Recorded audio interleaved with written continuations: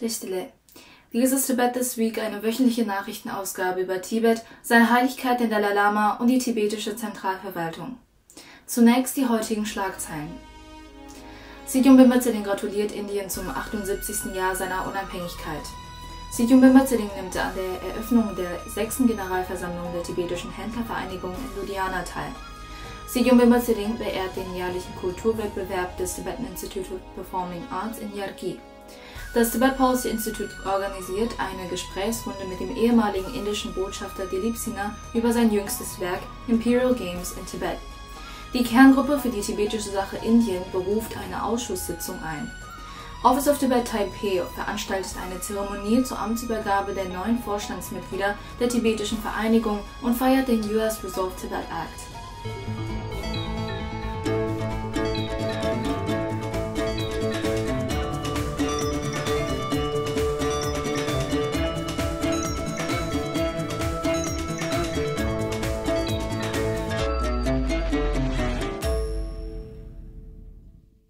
Am Donnerstag dieser Woche feierte die tibetische Zentralverwaltung das 78. Jahr der Unabhängigkeit Indiens im Hof des tibetischen Gebäudes der tibetischen Zentralverwaltung.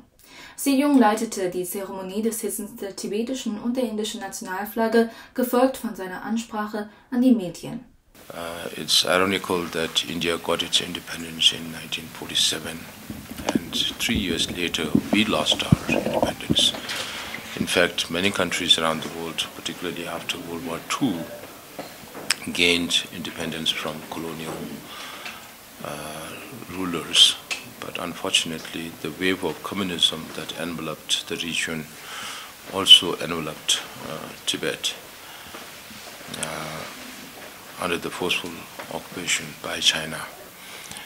And we still remain as political refugees here, and we also take inspiration from India's independence that we too will get to return back to Tibet as a free nation, as a people who can practice its freedom in preservation and promotion of its identity in terms of language, culture, religion, way of life, and particularly Tibet's environment. That's not only important for Tibet but for the whole world. So it is a joyous occasion for Indians to celebrate, but for us as Tibetans, we enjoy with you, but at the same time we also think about and long for a day where we also get to celebrate our freedom. Many greetings to all our Indian friends. Thank you. Am 8. August nahm Xi Jinping an der Eröffnungszeremonie der 6. Generalversammlung der tibetischen Händlervereinigung im Königspalast in Ludhiana teil. An der Veranstaltung nahmen auch namhafte Gäste teil, darunter Sekretär Tsering Thundup vom Finanzministerium, Navin Sood, Präsident der Indo-Tibetan Hosiery Association, K.N. Kapoor, Präsident der Lala Tibetan Hosiery Association und Asharat, Präsident der Delhi Jafnabad Lala Association. In seiner Ansprache bedankte sich Xi Jung für die unermüdliche Unterstützung durch die indischen Wirtschaftsverbände. Er erinnerte an die historischen Beziehungen zwischen Indien und Tibet, insbesondere an die Rolle Indiens bei der Gewährung von Asyl nach der Annexion Tibets durch die Volksbefreiungsarmee. Xi Jung hob ferner hervor, dass der 16. Gasha den Handel als ein entscheidendes Mittel zur Erhaltung der tibetischen Siedlungen in Indien in Anbetracht der abnehmenden tibetischen Bevölkerung betrachtet. Er ermutigt die tibetischen Händler, sich an die lokalen Gesetze zu halten und rief die Mitglieder der Generalversammlung auf, bei der Verbesserung der Unterstützung für tibetische Händler mitzuwirken. Rund 200 tibetische Händler aus 170 Regionen nahmen an dem dreitägigen Treffen teil. Insgesamt gibt es 238 Handelsregionen, in denen die Tibeter saisonal oder jährlich ein kleines Geschäft betreiben. Das tibetische Institut für Darstellende Künste beging sein 65-jähriges Gründungsjubiläum mit dem jährlichen Kulturwettbewerb Yargi, der am 11. August im Hauptsaal des Instituts in Anwesenheit von Xi Jinping stattfand. Bei der Veranstaltung traten 2 Gruppen gegeneinander an, Ngümba und Yalu, wobei die Ngümba-Gruppe in allen 4 Kategorien den Sieg davontrug.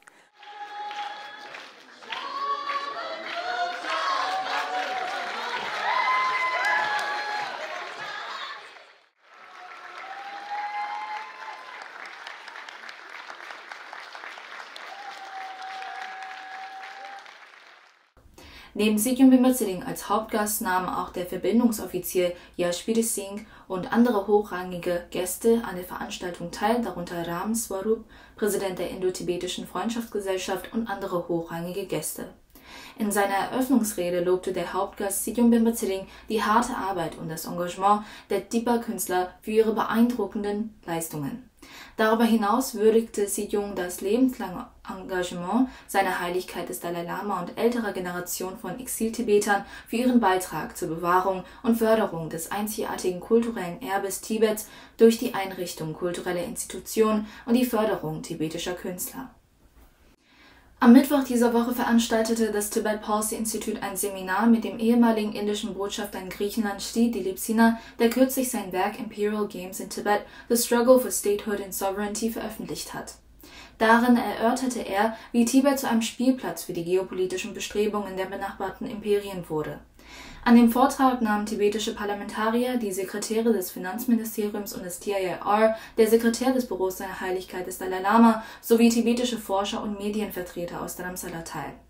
Der ehemalige indische Diplomat Dilip Sinha ging in seinem zweistündigen Vortrag darauf ein, wie Tibet im 19. Jahrhundert während der Rivalität zwischen dem britischen und dem russischen Reich zu einem Brennpunkt wurde und wie Tibet zu einem Pufferstaat für die beiden Reiche wurde, was schließlich China in seinem falschen Anspruch auf Tibet zugute kam.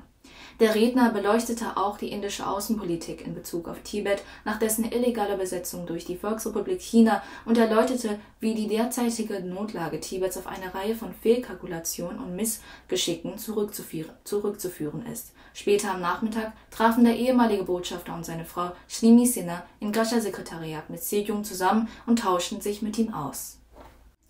Die Kerngruppe für die tibetische Sache Indien berief am Sonntag eine Ausschusssitzung im Büro seiner Heiligkeit des Dalai Lama in Neu-Delhi ein.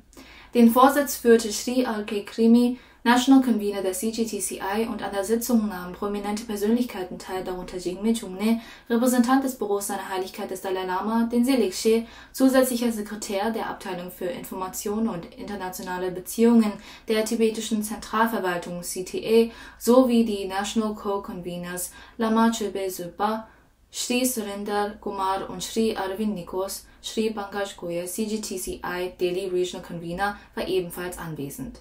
Auf der Tagesordnung stand eine rege Diskussion über neue und bestehende Vorschläge von Mitgliedern der verschiedenen TCG in Indien. Das Treffen wurde vom India-Tibet Coordination Office geleitet und konzentrierte sich in erster Linie auf die Statuten der Kerngruppe, die das CGTCI regelt. Das Tibet-Büro in Taipei veranstaltete am 11. August eine Versammlung zur Feier der Verabschiedung des Resolve Tibet Act in den USA, die mit der Amtsübernahme durch die neu gewählten Vorstandsmitglieder der Tibetan Association of Taiwan zusammenfiel. Der Repräsentant Gesang Yetsin-Bauer, Office of Tibet Taipei, begrüßte die neuen Mitglieder und ermutigte sie, mit dem Office of Tibet bei zukünftigen Unternehmungen zusammenzuarbeiten, insbesondere bei den Vorbereitungen für die bevorstehende Feier zum 90. Geburtstag seiner Heiligkeit und bei Programmen zur Förderung des Gebrauchs der tibetischen Sprache unter jungen Tibetern in Taiwan. Im Anschluss daran fand in Anwesenheit von Mitarbeitern des Office of Tibet, Mitgliedern der Tibetan Association, Mitgliedern von Tibet Support Groups und Mitgliedern der in Taiwan ansässigen Students for Free Tibet eine Feier statt, bei der der US-Regierung für die Verabschiedung des Resolve Tibet Act gedankt wurde. Vielen Dank fürs Schauen und bis zum nächsten Mal.